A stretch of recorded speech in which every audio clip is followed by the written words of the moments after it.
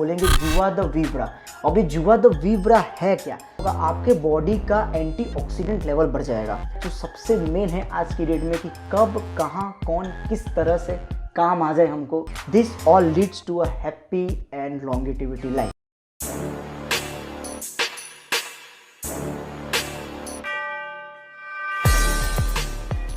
तो ओकिनोवास जो हैं वो एक प्रिंसिपल को फॉलो करते हैं जिसका नाम है इचारिबा चोरे।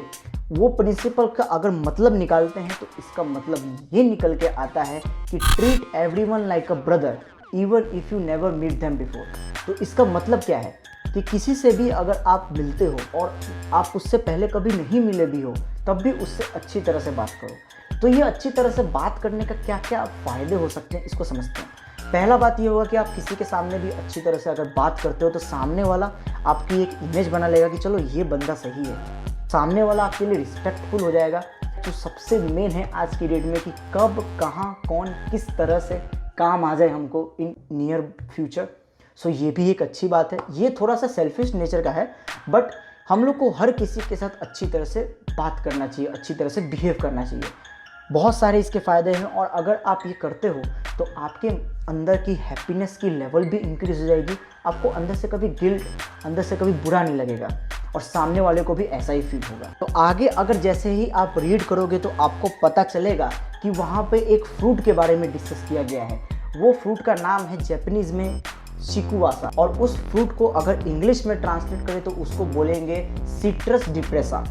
और वो फ्रूट खाने से या उसका जूस पीने से क्या फ़ायदा होगा, आपके बॉडी का एंटीऑक्सीडेंट लेवल बढ़ जाएगा और वो एंटीऑक्सीडेंट लेवल बढ़ने से आपकी जो लॉन्गेटिविटी है आपकी लाइफ की वो बढ़ जाएगी और वो एंटी एजिंग की तरह एक्ट करेगा। आगे जाके उसके बारे में बहुत कुछ डिस्कस किया गया है जो हम डिस्कस करने वाले हैं। तो जैसे ही हम आगे बढ़ते हैं हमें एक और लाइन जो पॉपअप होती है जिसको बहुत प्रैक्टिकल इम्प्लीमेंट है वो है यूनिटी के बेसिस पे है।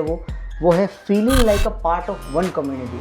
तो वहाँ के जो लोग होते हैं, जितनी भी बड़ी सोसाइटी है, जितना बड़ा भी विलेज है, जितनी बड़ी भी सिटी है, वो सब एक ही कम्युनिटी के मानते हैं अपने आप को। तो इसका फ़ायदा क्या होगा कि जैसे ही कहीं भी किसी को प्रॉब्लम हुआ होगा, अगर मान लो किसी के घर पे क्राइसिस आ गए, किसी का हेल्थ बिगड़ गया, तो जितने भी कम्युनिटी के लोग होंगे सब उसको कुछ ना कुछ डोनेट करेंगे, कुछ ना कुछ उसकी हेल्प करेंगे।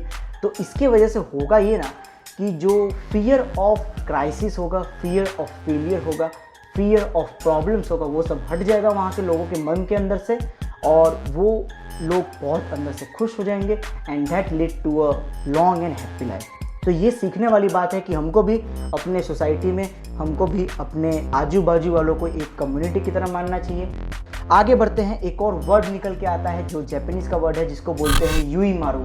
अब ये यूई मारू का सिंपल एक ही मतलब निकल के आता है, वो होता है टीम वर्क।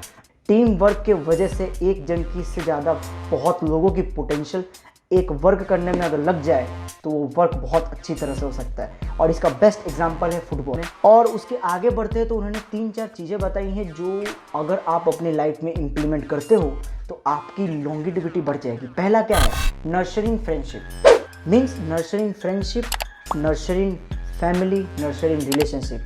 और जिसके साथ भी दूसरे ह्यूमन बींग, चाहे वो एनिमल ही क्यों ना हो, चाहे वो दूसरे जीव जंतु क्यों ना हो, सबके साथ अच्छी तरह से बिहेव करने से, रहने से और गुड रिलेशनशिप बनाने से एक बहुत इम्पैक्ट पड़ता है आपके और दूसरों के हैप्पीनेस में और वो लीड करती है लॉन्गेटिविटी में। The other thing is eating light. ये जो ईटिंग लाइट है ये आगे जाके हम लोग और डिस्कस करने वाले हैं और वो आगे जाके 80% रूल में भी आपको मैं बताऊँगा क्या है वो।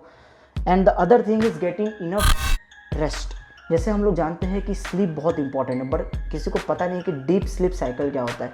किसी को पता होगा तो अच्छी बात है पर वो डीप स्लीप साइकिल को अचीव करना भी बहुत डिफिकल्ट टास्क होता है। हम लोग आगे डिस्कस करने वाले हैं ये सब चीज़ें। And the other thing is doing regular and moderate exercises.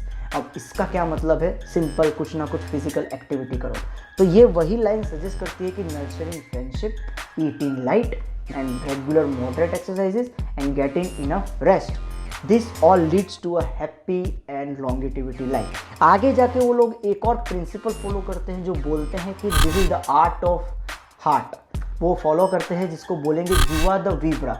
अभी जुआ द वीब्रा है क्या, जितने भी सैनिटेरियंस हैं वहाँ के लोग वो ये प्रिंसिपल को फॉलो करते हैं। ये प्रिंसिपल यही चीज़ बोलती है कि to keep celebrating birthday and cherishing each day is that Ikigai.